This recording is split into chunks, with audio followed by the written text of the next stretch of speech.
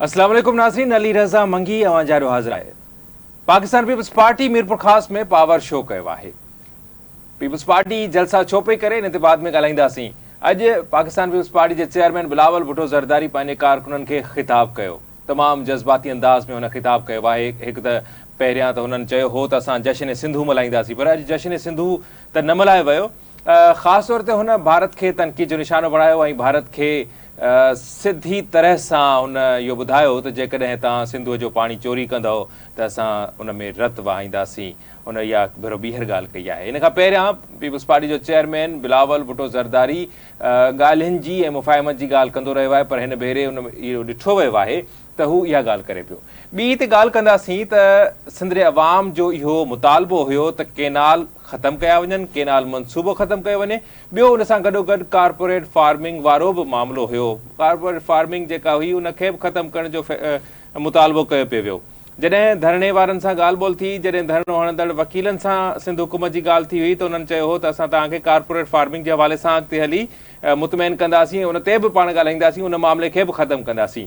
अॼोकी जेकॾहिं Pakistan peoples party जे chairman Bilawal Bhutto Zardari साहिब जी तक़रीर ॿुधी वञे त उन में हू वाज़े लफ़्ज़नि में चई रहियो आहे। उन खां पहिरियां हू चवे थो त मां ज़रायत खे बहितर कंदुसि, ज़रई सुधारा आणींदुसि ऐं जेके आबादगार आहिनि उनजो इतिहाद ठाहींदुसि ऐं उन्हनि खे मशीनरी सस्ते अघ में घुराए ॾींदुसि। जॾहिं त हू इहा ॻाल्हि बि करे थो त मां CM सिंध खे हिदायत कंदुसि, हिदायत कई आहे त सिंध जे ताक़तवर हारियुनि सां, ताक़तवर आबादगारनि सां मिली करे ऐं अहिड़ा प्रोजेक्ट ठाहे, अहिड़ो कमु करे ऐं उहे जेके ज़मीनूं आहिनि उहे उन्हनि खे ॾिए। उन सां गॾिजी पब्लिक प्राइवेट पार्टनरशिप जो नालो ॾेई करे ताक़तवर आबादगारनि जी ॻाल्हि कई आहे। ताक़तवर आबादगार केरु आहे? बिलावल भुट्टो साहिबु चवे थो त मां भारत जे ज़रई शोबे सां मुक़ाबिलो करणु चाहियां थो, इन जे करे ताक़तवर आबादगार खपनि।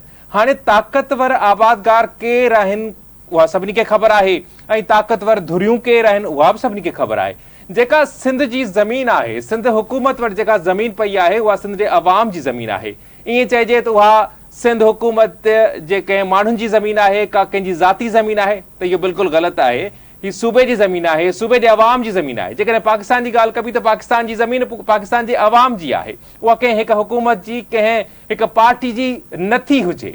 इन जे करे बिलावल भुट्टो साहिबु हिकु भेरो ॿीहर इहा साॻी ॻाल्हि कई आहे। कारपोरेट फार्मिंग जे हवाले सां हुन वरी ॻाल्हि कई आहे त हू ताक़तवर आबादगारनि सां मिली करे CM सिंध मुराद अली शाह साहिब खे हिदायत करे रहियो आहे त हू उन्हनि सां मिली करे कमु करे। हाणे सवाल हिते पैदा थिए थो त जेके आबादगार आहिनि, जेके नंढा आबादगार आहिनि, उहे वीचारा हमेशह परेशान हूंदा आहिनि। कणिक जो अघु कोन मिलंदो आहे, सारियुनि जो अघु कोन मिलंदो आहे। हिन भेरे त पाणी जी खोट आहे त सारियुनि जी पोखी बि मुतासिर थी रही आहे। ॿिए पासे त एतिरे ताईं सारियुनि जी पोखी ते रोक बि लॻाई वई आहे।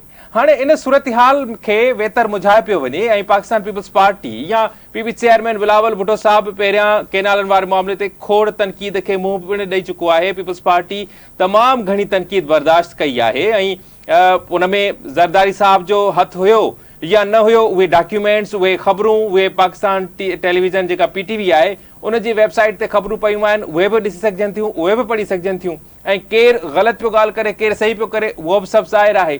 हाणे ॻाल्हि कयूं पिया त कारपोरेट फार्मिंग खे हथी ॾिनी पई वञे। पब्लिक प्राइवेट पार्टनरशिप तहत ॿियनि शोबनि में त कमु थी सघे थो, पर छा सिंध जो अवाम पंहिंजे ज़मीनुनि जी वालार बर्दाश्त कंदो? छा सिंध जो माण्हू इन मामले ते ॿीहर निकिरंदो? इहे सवाल ज़रूरु पैदा थींदा। ॿिए पासे पीपल्स पार्टी जे अंदरि बि मामला कुझु ॼण त अचनि पिया, कुझु ख़बरूं अचनि पियूं त PPP चेयरमैन हिन धरणे 12 ॾींहंनि जे धरणे जे दौरान कुझु माण्हुनि ते कावड़ पिणु कई हुई। जेके हुनजा ज़िम्मेवार माण्हू आहिनि, हुनजा जेके वेझा माण्हू आहिनि, उन ते कावड़ कई हुई त तव्हांजे हूंदे इन क़िस्म जी कवरेज, इन क़िस्म जो हाइप क्रिएट छो कयो वियो आहे? हाणे अॼु बिलावल साहिबु इहा ॻाल्हि करे थो त ताक़तवर आबादगार, मूंखे त सम्झ में ॻाल्हि नथी अचे त हीअ ताक़तवर आबादगार केरु आहिनि ऐं उन्हनि जी इहा मदद छो पई कई वञे? ताक़तवर आबादगारनि खे ज़मीनूं ॾिनी वेंदियूं। कारपोरेट फार्मिंग ऐं ताक़तवर आबादगार छा फ़र्क़ु आहे? बिलावल भुट्टो साहिब खे ज़रूरु इन ॻाल्हि खे बि वाज़े करणो पवंदो। ॾींहों ॾींहुं ॾिठो वञे पियो त इहा शइ साम्हूं अचे पई त बिलावल भुट्टो ज़रदारी साहिबु अहिड़ा बयान ॾिए पियो, इन क़िस्म जी ॻाल्हि करे पियो जेका बाद में वरी जेके अॻवान आहिनि उहे मुख़्तलिफ़ तरीक़नि सां उनखे ॿिए तरफ़ वठण जी कोशिशि कंदा आहिनि। ॾींदा इजाज़त, अला निगहबान।